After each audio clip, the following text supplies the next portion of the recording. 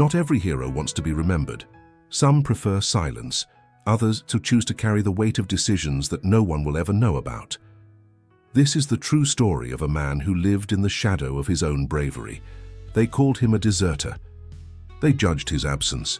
They forgot his name. But he was saving lives while everyone thought he had disappeared. Decades later, a sealed letter, an urn, and a group of veterans gather, not to remember the war, but to hear, for the first time, the truth, and to discover that the greatest act of courage of that man was not shooting, it was loving, in silence, without needing an audience. Get ready for a journey that will shake your values, your certainties, and everything you believe about what it really means to be a hero, because when the world forgets, the echoes of value continue to whisper.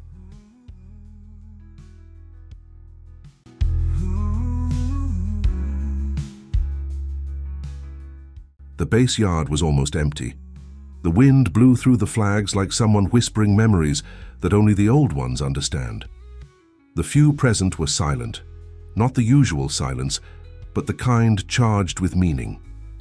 In front of everyone, a small wooden urn rested on a table covered with the folded flag. Beside it, a letter still sealed, hand-sealed with a red thread faded by time. No speeches were made, no music played, only the squeaking of boots on the ground and the teary eyes of the veterans said it all. Those men were not there just to say goodbye. They were there because something inside them still needed reconciliation, forgiveness. And without knowing it, they were about to reveal a truth that for decades had been hidden behind silence. The letter was from the comrade who lay there, a soldier who, although he had lived among them, had never told his true story. He was one of those who spoke little but listened deeply. The kind of man who made coffee before everyone woke up, who cleaned the barrels of other people's guns without fanfare, who protected without asking for recognition. When he died, he left little behind, no family, few photos, almost no personal belongings, only that letter. And the eyes of those present carried more than sadness. There was compassion, there was belated understanding, there was even a hint of fear. Fear of what to discover. Because there are truths that set us free, but there are also those that challenge us. And on that cloudy morning in front of the urn, everyone knew whatever was inside would change the history of that group forever. The Yaodai, oldest of the group with trembling hands, broke the seal of the letter with the care of someone holding a war secret. He unfolded it slowly. The paper was yellowed, but the handwriting was firm. And as he read it aloud, the words cut through the air like emotional bullets. It was not a farewell, it was a confession, a testament, a love letter, written with sincerity, full of hope and marked by an honor that was never shown, only lived. If you are reading this, it is because the time has come for you to know who I really was and why I did what I did. Absolute. Silence. Even the wind stopped. The story, which seemed to have ended with his death, was actually just beginning. The night was thick, made of pitch black, and held breath. The troops followed in formation, patrolling an area considered relatively safe. But security is a treacherous concept in times of war. The attack came without warning. Lateral explosions, crossfire, muffled screams. In seconds, the radio was shattered, and the world became a prison surrounded by trees and fire. The command did not respond. The evacuation was denied due to impossibility. Surrounded, wounded, and disoriented, the men sought shelter wherever they could. It was 48 hours of raw tension, of suffocating insecurity, of fear with a taste of metal in their mouths. Time seemed to double there. Each minute brought questions. Will someone come for us? Will we survive? But in the middle of the darkest night, one of them, the one who never sought prominence, simply disappeared. His disappearance was a blow. They thought he had run away, that he had lost control, that he had gone mad. And there, where despair threatened to set in, the trial was born. Deserter, some whispered. Traitor, one ventured, but no one could prove anything. The command was silent, the maps destroyed, the hierarchy collapsed. Hours passed. One of them suggested abandoning the place and trying to go on alone, but something in the sergeant's eyes stopped them. He said nothing. He just waited. And then, when dawn seemed about to swallow the group for good, footsteps appeared in the shadows. It was him. Dirty, bloody, but with his eyes on fire. In his hands he carried backpacks with food, recovered weapons, and something more precious than any ammunition. A plan. What he proposed bordered on madness. An escape route that crossed hostile territory, but with possible loopholes. A path that only someone with eyes trained in pain and a sense of unconditional love for their companions could find. He spoke calmly but urgently, with humility but firmly.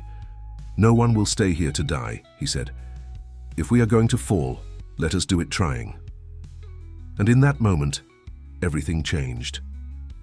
Doubt gave way to courage, fear gave way to silent leadership, and what began as a solitary act would soon become a collective march toward survival. The group, still suspicious, followed him, not out of obligation, but out of trust, the kind that is born not of words but of surrender. And in front of them so was more than a man. It was the first echo of something eternal. After hours of crossing uneven terrain, under light rain, and the constant fear of a new ambush, the group spotted a wooden building among the trees, an old, fragile-looking cabin, forgotten by time. It seemed empty, but there was smoke coming out of the chimney, a sign of life. They approached cautiously, weapons drawn, ready for the worst. But what they found inside was something none of them could have foreseen. An old man with a face marked by loneliness and eyes that seemed to have seen more than a lifetime could contain. He was not frightened. He did not defend himself. He simply looked at them with a rare kind of calm. And he said, "Come in. I was expecting you." The silence that fell after this sentence was almost spiritual. There was something beyond logic. There, a breath of wisdom. The old man offered them shelter, old blankets, some hot soup, and a lit fire.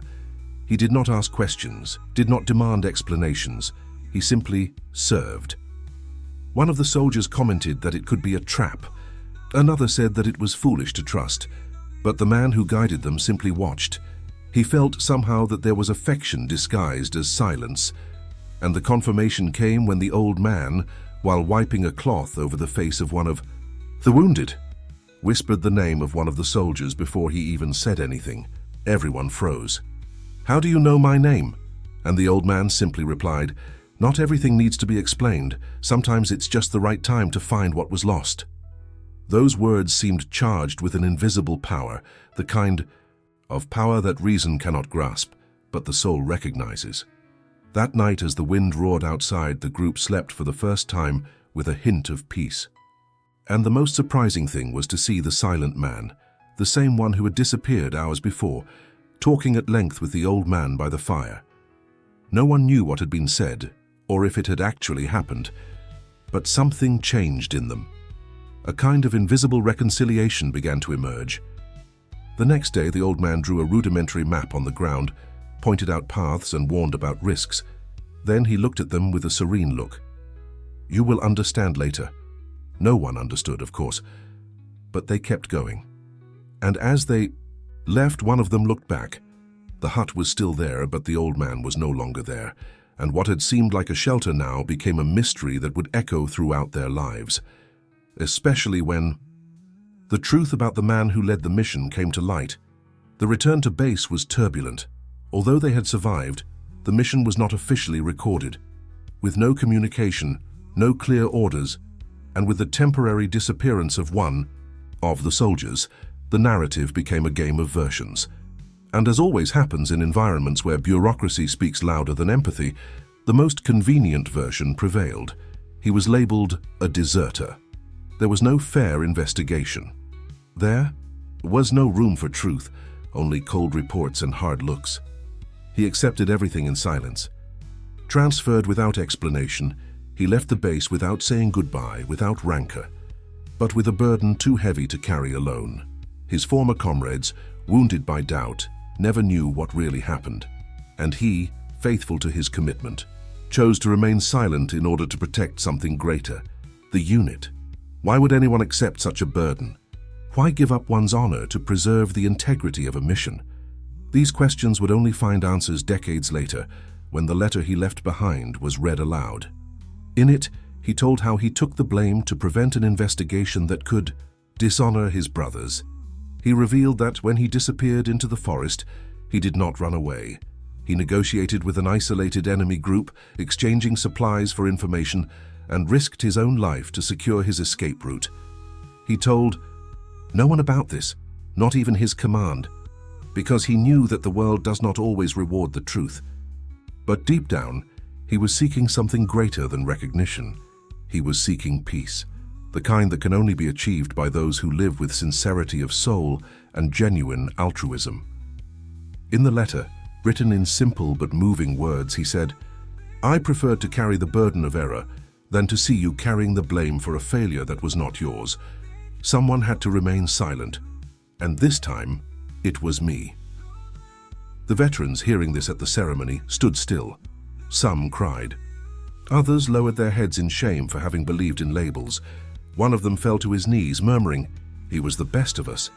And there, in the midst of that revelation, something blossomed, a kind of deep collective forgiveness, a reconciliation that only death and time could prepare. But there was more.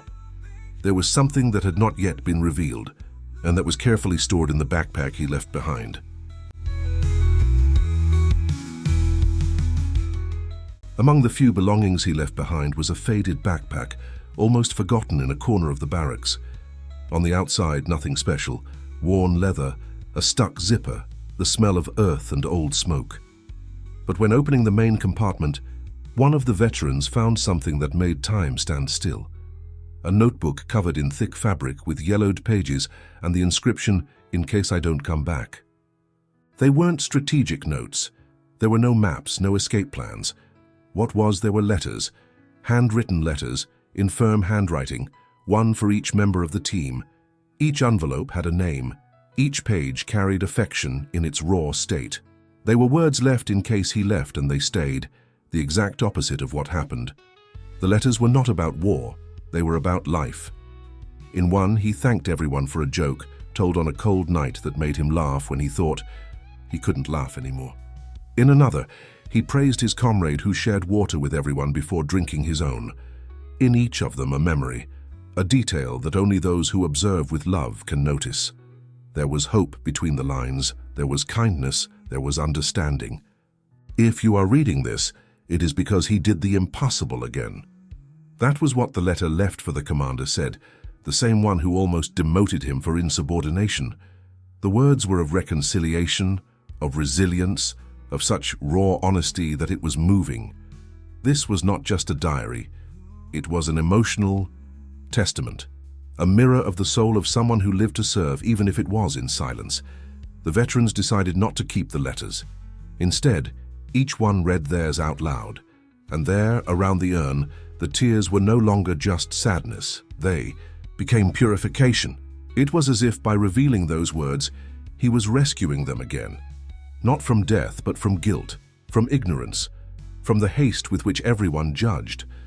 The letter from the youngest said, "You will still do much more than you imagine. Just don't forget, what makes us strong is not surviving, it's remembering who we live for." And at that moment, everyone realized that there was still more to discover, another act of love that he had kept hidden. And that involved someone who, until then, no one knew he had saved. During the escape, when everything was still tension, blood and haste, the group crossed a village in ruins marked by recent explosions. Amidst the rubble, among loose bricks and dust in the air, they heard a cry. Faint, intermittent. One of the soldiers wanted to move on. It was dangerous to stop, but he, always him, knelt down and found a girl covered in soot, with a wounded arm and haunted eyes. There was no time. The order was clear: stay in formation and do not get involved. But he looked at her as if he was seeing something sacred.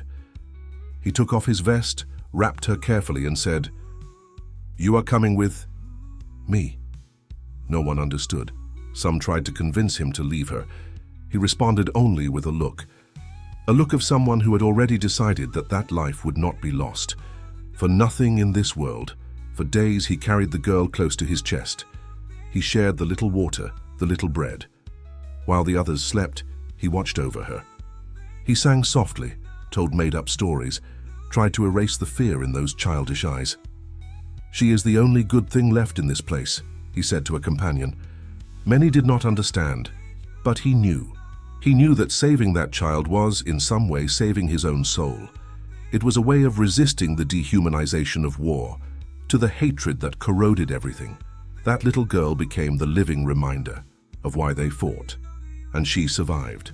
She was safely delivered to a humanitarian aid team. They never saw her again.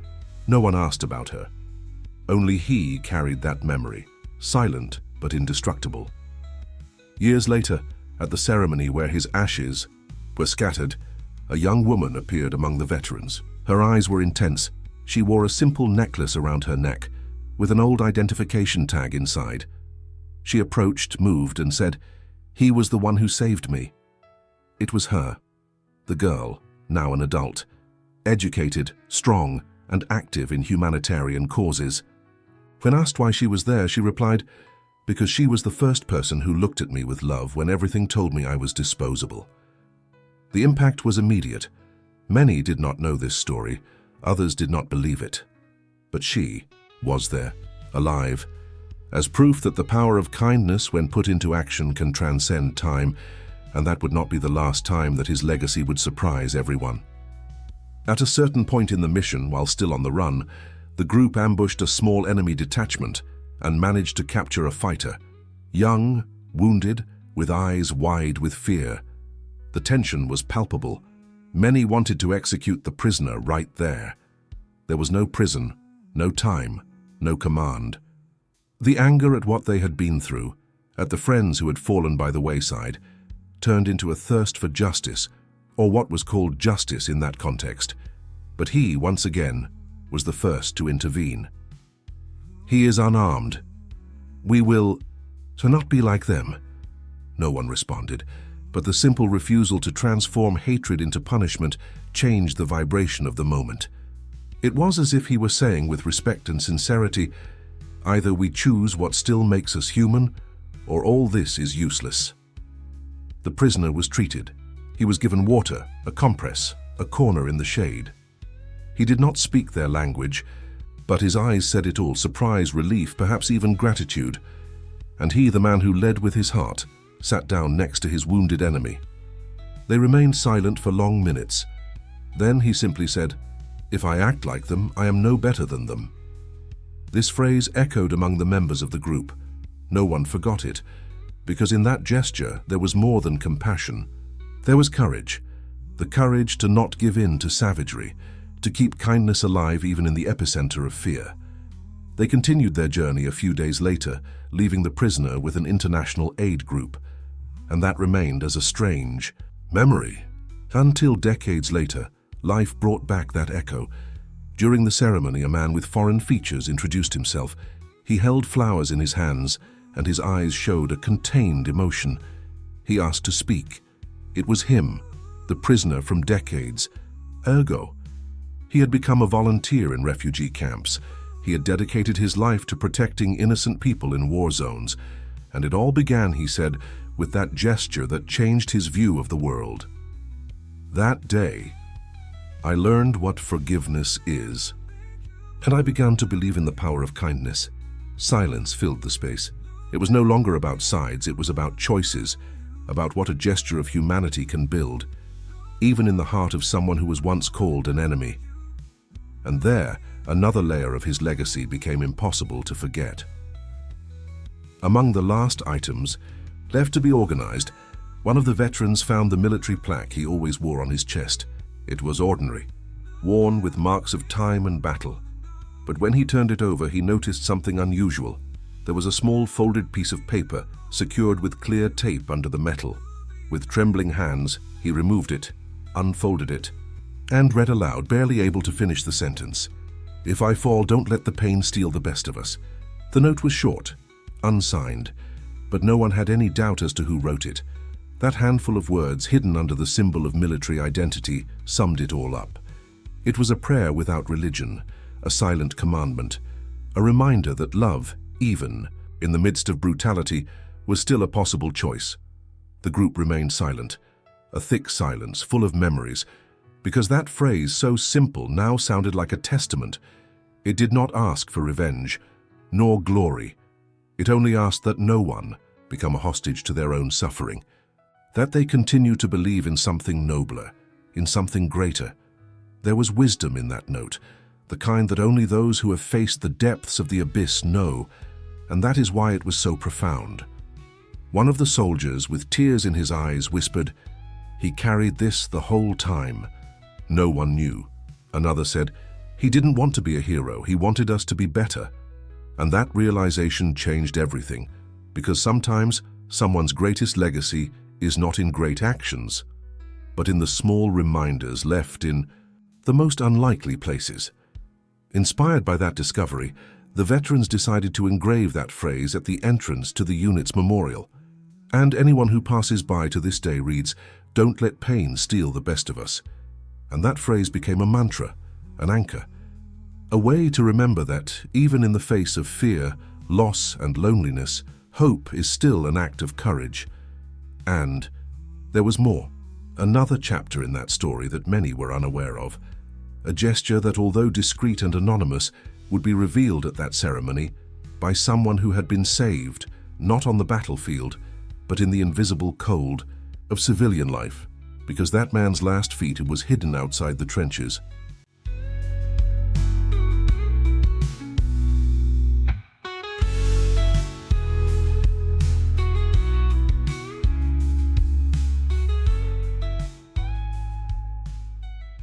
Now out of the army, with his uniform hanging in the closet and the years beginning to weigh on his shoulders, he lived a discreet life.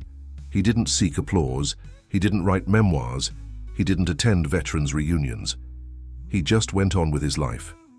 But then, one day, he discovered that an old platoon mate, the same one who had once shared rations and jokes during the early morning patrols, had disappeared. Sunk in addiction and depression, he lived on the streets of a distant city, invisible to the world. The news came by chance. For most, it was just another common tragedy, but for him it was a calling. And as he had done so many times before, he answered without fanfare. He grabbed a coat, put the tag in his pocket, and set off alone in the snow, with a heavy heart, but with a clear mission. It took months of searching. He went through shelters, corners, and alleys. He slept in rented cars, ate in charity soup kitchens, and talked to strangers. When he found him, the former soldier was just a shadow of the man he had been. Empty eyes, trembling hands, a wounded soul. But he didn't judge. He sat down next to him, he handed him a sandwich, and he said, "You are not forgotten." He took him to a small room, paid for therapy sessions, and walked with him in silence through the icy streets. It was a rescue without guns, without helicopters, a rescue with empathy, with kindness, with respect. He didn't tell anyone. He didn't post on social media. He didn't write letters, he just did it. Because their loyalty was never tied to the battlefield, but to the invisible bond that unites those who once shared their lives. At the ceremony, the man who had been rescued was there, wearing a simple suit, with tears in his eyes and the urn in his hands. When it was his turn to speak, he couldn't hold back his tears, but between sobs he said, "I am alive because of him, and no one knew." He recounted, for the first time, the last mission of the man everyone thought had retired, and at that moment it became clear. The greatness of someone is not measured by decorations, but by the choices made when no one is looking. And he, even far from the war, never stopped fulfilling his mission. And it was finally time to close the cycle, to cast his ashes into the wind, but not before listening to the final letter he left. The one that would reveal with one last sentence everything that truly moved him. The urn was taken to the top of the hill where so many had trained, run, and one day cried together. The wind was cold, but not aggressive. It was almost a caress. The veterans lined up in silence. The commander's daughter, now an adult, held the final letter. It was his last wish, the one he had chosen not to deliver while he was alive. The letter was opened with trembling hands, and there, between simple lines written without pretense, flowed a river of humanity. He did not speak of war, nor of glory, nor of enemies. He spoke of love, of forgiveness, of how the true hero is the one who refuses to harden even after everything. If they ever forget my name, at least they should remember what I tried to do. Love, even when everything told them to hate." Her voice broke. But the message had already been sent. The ashes were thrown into the wind like someone delivering a seed to the world. And at that moment, each of those present felt, with that emotion that is difficult to explain, that something had been planted there, something eternal. This was not just a funeral, it was a rebirth. It was the baptism of a legacy made not of medals, but of gestures, not of orders, but of choices. The words of the letter were engraved on a simple plaque in the barracks where it all began, and they began to be read by each new recruit, read and felt. Because in times when brutality tries to harden the spirit, remembering that someone once chose compassion is an act of resistance, and that is how he became eternal, not because he won the war, but because he never let love die inside him. And the most incredible thing is that even after all this, the echoes of what he did continue to emerge. The young woman he saved became a humanitarian leader. The man he forgave created an organization to help refugees. The companion he rescued from the street now dedicates his life to the recovery of veterans. He did not seek a stage, but he became a reference. Because what he planted was not forgotten, it was multiplied. And everyone who passes by that plaque and reads his words feels something different. A lump in the throat, a spark in the chest, a desire to be better. Because there are stories that do not fade with time. They echo. And he was, is, and always will be one of those valuable echoes. Now tell me, how many stories like this have we ignored just because they didn't come with medals? How many extraordinary people go unnoticed simply because they chose to love in silence, serve in the dark, and do the right thing, even when no one was looking? This story is not about war, it's about values, about how empathy, respect, affection, and understanding can indeed overcome fear, loneliness, and even oblivion. What about you? Do you carry something inside you that could inspire the world, but you haven't told anyone yet? Do you have someone you judged in the past, and who perhaps deserves to be heard before being forgotten? This is the time to act, to rescue, forgive, start over, to not let pain erase the best in you. If this story touched your heart, like, share, and comment. What value are you no longer willing to forget? And of course, subscribe to the channel and turn on notifications, because here we continue to tell stories that don't fit in headlines, but that fit in our hearts.